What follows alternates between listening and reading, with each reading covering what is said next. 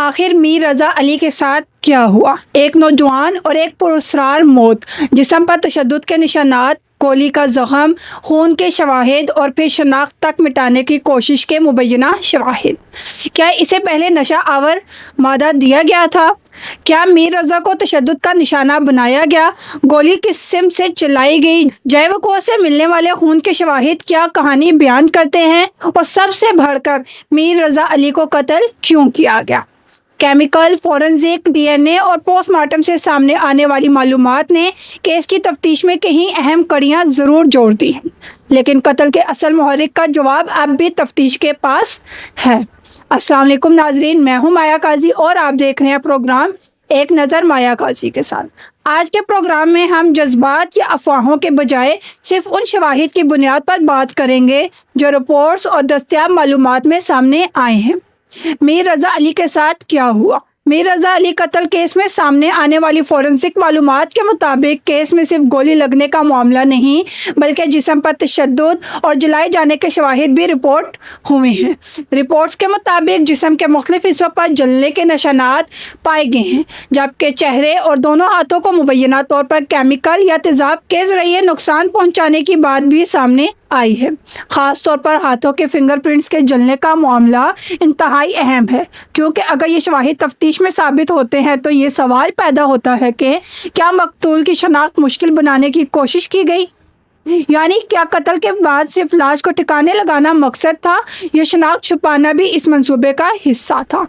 Post mortem report میں کیا سامنے آیا، اس پہ بات کرتے ہیں۔ پوسٹ مارٹم اور میڈیکل شواہد کے حوالے سے جسم پر مختلف نوعیت کے زخموں، ہڈیوں کو پہنچنے والے نقصان کا ذکر سامنے آیا۔ رپورٹس کے مطابق جسم کے مختلف ہڈیوں کے ٹوٹنے کے شواہد ملے، جبکہ پسلیوں کے فریکچر کا بھی ذکر کیا گیا۔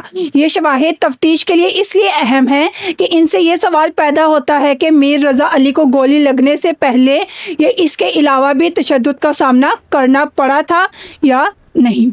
تاہم صرف ان زخموں کی بنیاد پر یہ حتمی طور پر کہنا درست نہیں کہ تشدد کس وقت، کس نے اور کس مقصد سے کیا گیا۔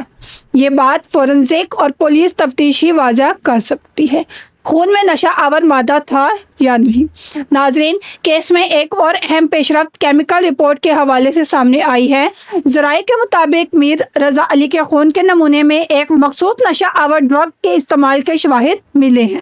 یہ نقطہ انتہائی اہم ہے، کیونکہ اگر مزید فورنزک تجزیے سے یہ ثابت ہو جاتا ہے کہ مقتول کو قتل سے پہلے کوئی نشہ آور یا بے ہوش کرنے والا مادہ دیا گیا تھا تو تفتیش کا ایک نیا پہلو سامنے آ سکتا ہے۔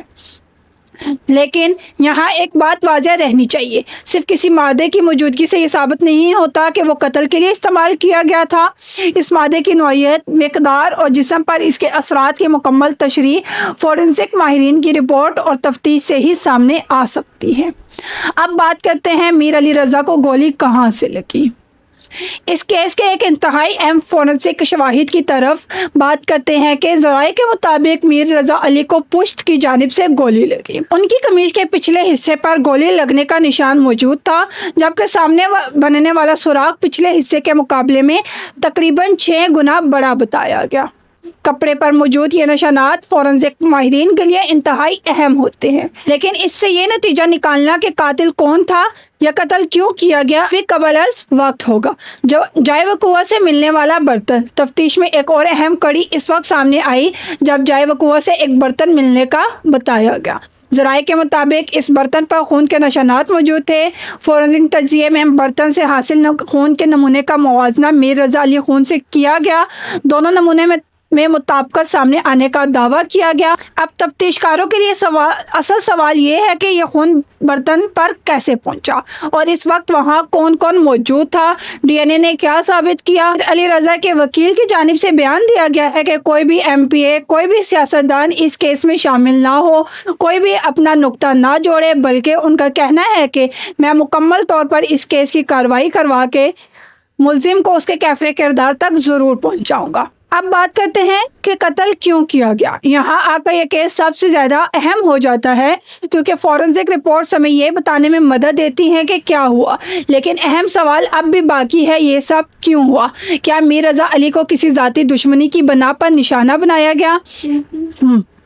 کیا کوئی پرانا تنازع تھا یا کوئی مالی معاملہ وجہ بنا؟ کیا مقتول کسی ایسے راز سے واقف تھا جسے چھپانے کے لیے اسے قتل کیا گیا، یا پھر قتل کا کوئی اور محرک تھا؟